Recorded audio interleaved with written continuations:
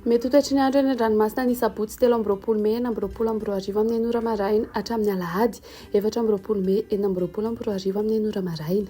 Tsy misy ny fampitandremana amin'ny avy ny alin-drano na izany aza dia entanina hatrany isika mpampiasa ranomasina mba ho mailo hatrany. Ho an'ny morontsiraka Atsinana ny tanjona bobaomby hatrany amin'ny tanjona angotsy andrahoana mitsitokotoko ho avy atsimona Atsimôtsinana nandrifotra ka ho 20 hatramin'ny 40 kilometatra isan'ora hahatratra 540 kilometatra isan'ora ny amin'ny tapany avaratra.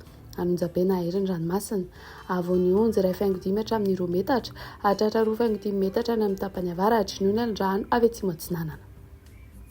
Tanjona angotsy hatrany Mahanoro anorana malefaka indraindray ho avy atsimona Atsimôtsinana nandrifotra ka ho 10 hatramin'ny 30 kilometatra isan'ora. Anonjaben'ny ranomasina avy ny onjy 1.5 hatramin'ny 2 metatra. Mahanoratra ny Tolaniaro anorana tandrifon-drahona vitsy ny tapany avaratra omainana ny akafa ho avy Atsinanana na avaratra Atsinanana nandrifotra ka ho 20 hatramin'ny 30 kilometatra isan'ora. Anonjabena aherin'ny ranomasina avy ny onjy adina ny 2 metatra hahatratra 2.5 hatramin'ny 3 metatra any amin'ny tapany atsimo noho ny alin-drano avy Atsimôtsinana.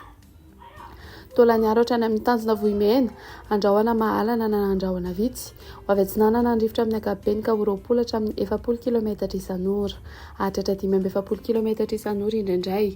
Anonjabena aherin'ny ranomasina avy ny onjy 2 hatramin'ny 2.5 metatra isan'ny rano avy atsimona Atsimôtsinana.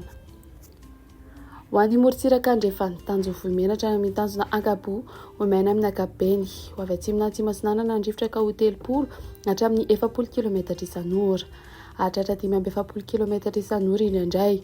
Anonjabena aherin'ny ranomasina avy ny onjy 1.5 hatramin'ny 2 metatra hahatratra 2.5 metatra ny any amin'ny tapany atsimo noho ny alin-drano avy Atsimôtsinana.